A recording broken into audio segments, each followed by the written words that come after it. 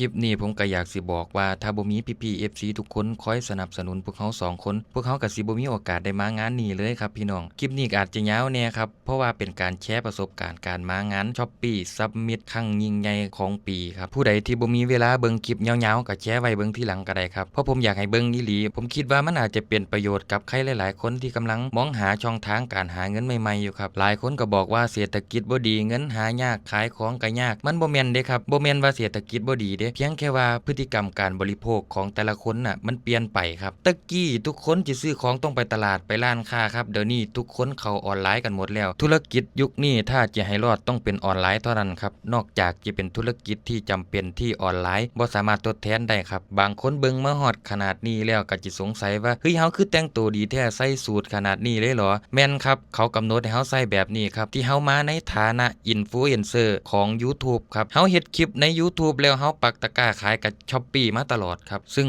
สถานะของเฮาที่เขาเอิ้นเป็นทางการในวงการก็คือว่า KOL ครับเป็นชื่อย่อของเฮาในงานครับคือเฮามาในหน้างานแล้วเฮาก็ตื่นเต้นมากมีแต่คนแต่งตัวดีๆบอกเลยครับพี่น้องเฮาใส่สูทมาแต่บ้านนี่บอกเลยว่าร้อนแต่เข้ามาในตรงนี้แล้วโอ้โห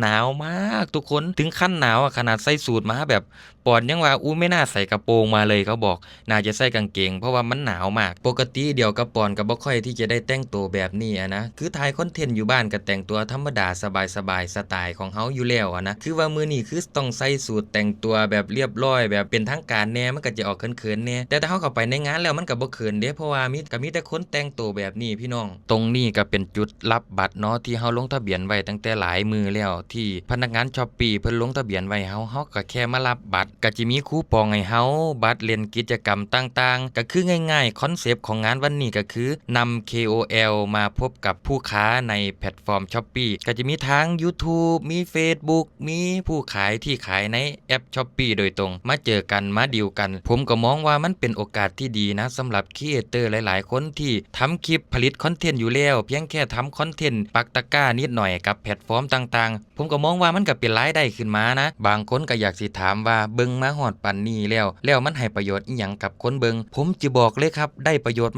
มากๆคลิปเนี่ยสำหรับคนที่กำลังจะเริ่มธุรกิจใหม่ๆหรือว่าอยากจะหารายได้เสริมครับทุกคนก็สามารถทำคลิปปักตะกร้าแปะลิงก์สินค้าได้แล้วโดยที่คุณบ่จำเป็นที่จะต้องเป็นอินฟลูเอนเซอร์หรือจะเป็น KOL อีหยังทั้งสิ้นครับเพียงแค่คุณศึกษาแล้วก็เข้าใจหลักการในการทำคลิปหรือการตัดต่อเล็กๆน้อยๆอันนี้ก็จะเป็นน้ำดื่มพันธุ์ไทยผู้สนับสนุนครับขอบคุณหลายๆเด้อครับคือฟรีสำหรับ KOL ในงานแต่พิเศษเลยน้ำดื่มพันธุ์ไทยมีขายใน Shopee แล้วนะก็มีนี่แหละคือพนักงานของ Shopee ที่คอยซัพพอร์ตเฮาตลอดงานเลยตลอดมา1ปีคอยซัพพอร์ตหลังบ้านให้เฮาดูแลหลังบ้านให้เฮาต่างๆนะให้คำปรึกษาได้ดีมากๆถือว่าเป็นโอกาสที่ดีที่เฮามีหลังบ้านของ Shopee คอยให้การสนับสนุนนี่ก็จะเป็นบรรยากาศภายในงานก็จะมีตัวแทนของสินค้าต่างๆที่ดีลกับเราแล้วให้สินค้าเราไปรีวิวคือได้เยอะมากเลยปังปอนนี่หวังแต่แพมเพิร์สอย่างเดียวครับคือปังปอนเขาก็ขายของเด็กน้อยอยู่เด้ผู้ใด